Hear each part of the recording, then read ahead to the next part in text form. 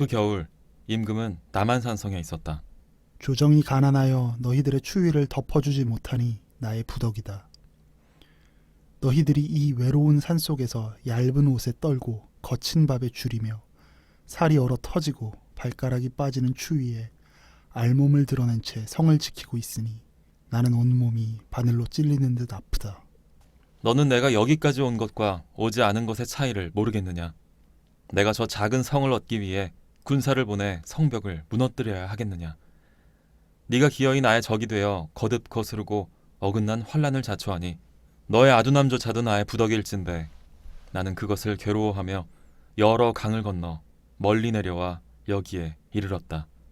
성문을 열고 조심스레 건너와 이야기하라.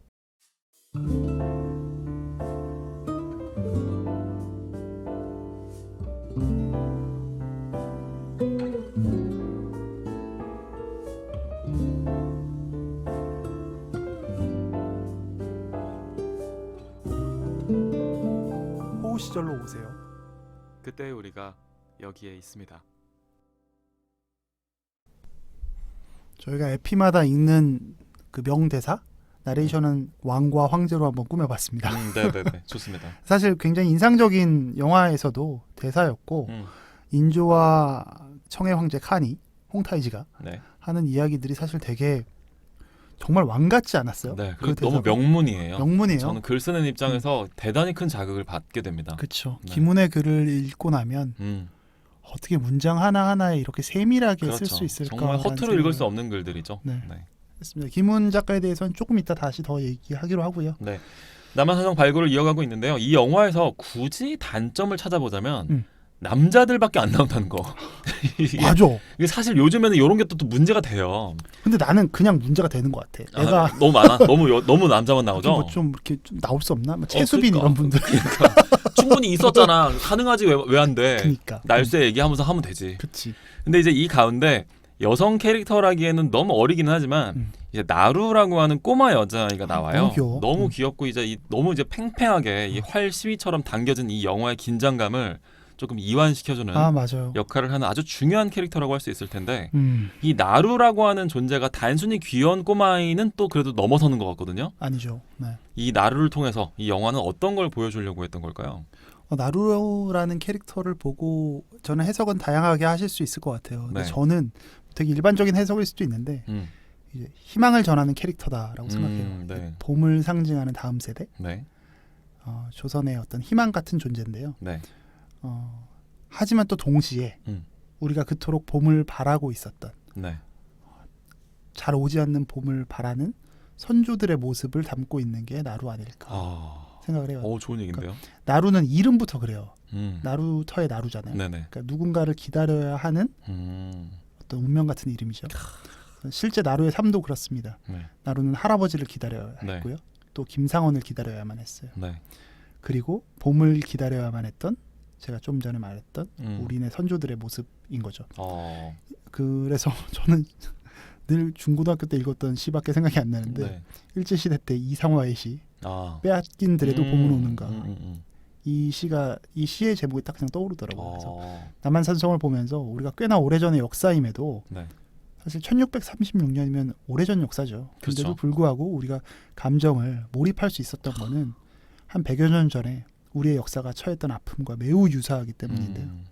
역사라는 게 참 아이러니해요. 오늘 제가 역사 이야기를 좀 많이 한 것 같은데 네.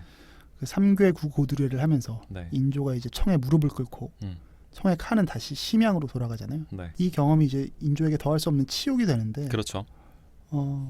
제가 아까도 뭐 서두에 말씀드렸지만 병자호란 이후 9년 만에 소현세자가 돌아와서 네. 갈등이 커지잖아요. 이런 걸 보면서 소현세자가 이제 갑자기 죽음을 맞고 네. 독림대군이 지구에서 효종이 되고 그러면 효종 역시도 북벌을 외칠 수밖에 없잖아요. 그렇지. 그래서 효종의 북벌은 근데 청한테 한번 몇 대 맞았었으니까 네. 그 효종 자체도 청에 갔다 온 사람이잖아요. 그래서 진짜로 청을 치겠다는 북벌이 아니에요. 그냥 정신승리거든요. 결국 그래서 인조는 호란을 경험하면서도 그리고 효종에 이르기까지도 우리 역사는 제대로 된 조치를 하지 못하는 걸로 기록되는 그렇네요. 거예요. 네. 그래서 조선말의 효정을 거치면서 점점 조선말이 고립되고 네. 그 고립과 쇄국이 나중에 망국까지 이르게 되는 거잖아요. 그렇죠. 그래서 결국은 그 나루라는 캐릭터가 그토록 원했던 그 음. 봄이 과연 우리 조선에 있었나.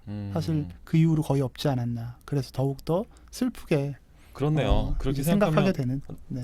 결국 나루가 나루에서 기다렸던 사람들은 아무도 돌아오지 않잖아요. 그렇죠. 할아버지는 이미 김상원의 손에 목숨을 잃은 상태고 조용필이 그렇게 돌아와요 부산항에 했는데 안 온 거지. 송파나루로 돌아오지 않았던 거야. 맞아요. 김상원 역시도 역사적인 사실과는 달리 이 영화에서 자결하는 것으로 그렇죠. 마무리가 되고 있고요.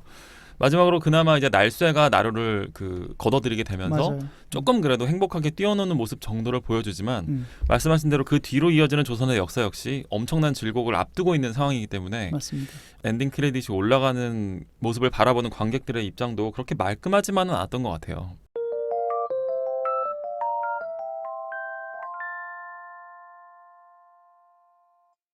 영화다 보니까 약간의 각색은 좀 있고 김상원은 사실은 영화에서처럼 자결하지 않고 사실은 심양으로 함께 건너갔다고 하죠. 아 맞아요. 김상원은 이제 실제로 네. 뭐 소현세자 복림대군이랑 함께 같이 압송이 되죠. 네. 그래서 청에 끌려가고 거기서 좀 살다가 돌아와요. 인조보다도 오래 삽니다. 김상원이. 그렇구나. 네, 근데 실제로는 실제로 그 제가 어렸을 때 이원복 그 만화가 있잖아요. 네, 먼 나라 이웃나라. 네, 먼 나라 이웃 나라의 이원복이 아니라 길창덕 화백이 저는 그렸던 생소한 이름이네요. 길창덕 화백 모르세요? 네. 꺼벙이 꺼신. 꺼벙이는 알죠. 네, 네. 제가 아주 어렸을 때인데 초등학교 때 저희 어머니께서 13권짜리 그 칼라판 네. 만화 대한민국인가 무슨 뭐 어쨌든 13권짜리 꽤 두터운 역사책을 역사 만화책을 한역사책을 사주셨어요. 그래서 그게 단군 신화부터 조선 현대사까지 13권으로 13권짜리. 그래서 12권까지 있고 13권은 위인전이었어. 네네. 근데 저는 그걸 너무 열심히 봤거든요. 재밌어서. 근데 그때부터 시작됐던 거죠. 약간 한국사 좋아하게 네네. 된 그때인데 그 만화에도 사실 나오는 게 김상원이 가면서 그 외우는 시조가 있어요. 이제 그게 가노라 삼각사나 다시 보자 한강수야. 고국 산천을 떠나고자 하랴마는 시절이 수상하니 올똥말똥하여라. 굉장히 유명한 시조네요. 네, 굉장히 유명한 시조인데 저도 지금 외우지 시절이 못해서 하수상하다는 건 우리가 막 지금 쓰잖아요. 시절은 늘 하수상해. 그렇죠. 삼성은 늘 위기고. 근데 이 시조가 저는 거의 정몽주의 그 단심가만큼이나 그리고 이방원의 하여가만큼이나 네네. 사실 되게 인상 깊게 임팩트 있는 김상원의 글을 읽었었거든요. 그렇네요. 그게 김상원의 시조였군요. 네. 네. 그래서 김상원 선생은 그래서 결국은 심양으로 끌려가서 거기서 있었고요. 나중에 최명길이라는 인물도 심양으로 끌려간답니다. 청이랑의 관계가 또 뒤틀어지면서 정말 그러니까 이 청나라와의 관계는 비극적인 구석이 많이 있네요. 맞습니다. 근데 만약에 그런 의문 역사의 만약은 없지만 이 소현세자가 조선으로 돌아와서 독살당하지 않고 죽음을 당하지 않고 왕이 됐다면 어떤 일이 일어났을까요? 조금 나았을까요? 그러면 조선의 역사가? 그러니까 재밌는 건 그냥 생각을 알고 싶어요, 조세프님. 마지막 생각. 황제 영화 있잖아요. 사실 그건 청의 쇠락이잖아요. 그렇죠. 영국과 이제 서구 열강들에게 네네. 유린당했던 청의 맞습니다. 모습이잖아요. 그래서 결국은 청도 치욕적으로 서양의 열강들에게 얻어맞게 그렇죠. 되기 때문에 반드시 소현세자가 왕이 됐다고 결과가 크게 달라졌을까? 이런 생각은 하게 돼요. 네네. 그러나 우리 사회의 근간을 이루는 철학, 일종의 사회 정신이 청을 받아들인다는 것 자체는 기존의 성리학의 관점에서 좀 벗어나는 거잖아요. 그렇죠.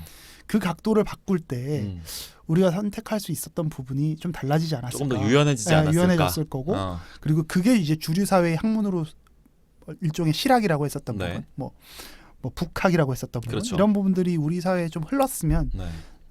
어떤 합리성이 조금 더 낫지 않았을까? 나았을 수도 있고 그래서 일제히 침략 하에서도 우리가 조금은 다른 선택을 할 수 있지 않았을까 정도. 그러니까 네. 왜냐하면 일제에서 고종이 어쨌든 왕으로 유지를 하잖아요. 네네. 사실 일제가 얼마든지 뺏을 수도 있었던 단계였는데 고종이 어쨌든 유지할 수 있었다면 네. 조금 더 우리가 할 수 있는 소리가 있었다면 좀 딜을 좀 할 수 있는 부분이 있지 않았을까라는 생각 정도는 해요. 물론 그렇다고 큰 대세가 많이 달라지진 네네. 않았을 것 같습니다만 아쉽죠. 소현세자를 통해서. 그래서 나중에 우리가 뭐 개혁군주라고 하면서 정조를 많은 사람들이 좋아하지만 네.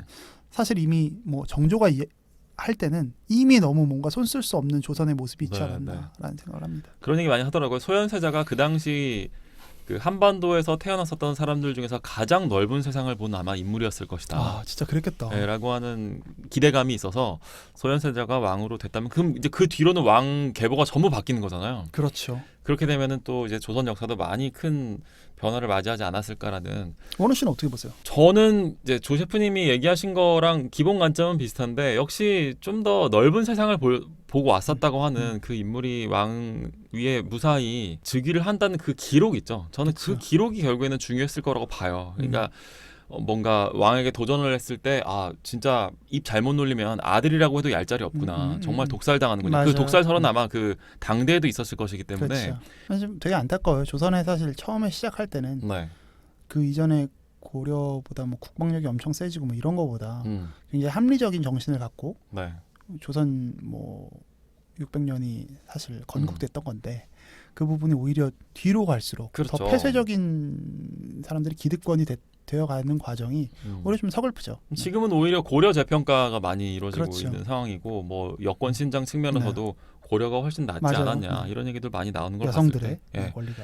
안타까운 얘기들이 좀 많이 연결이 되는 것 같습니다.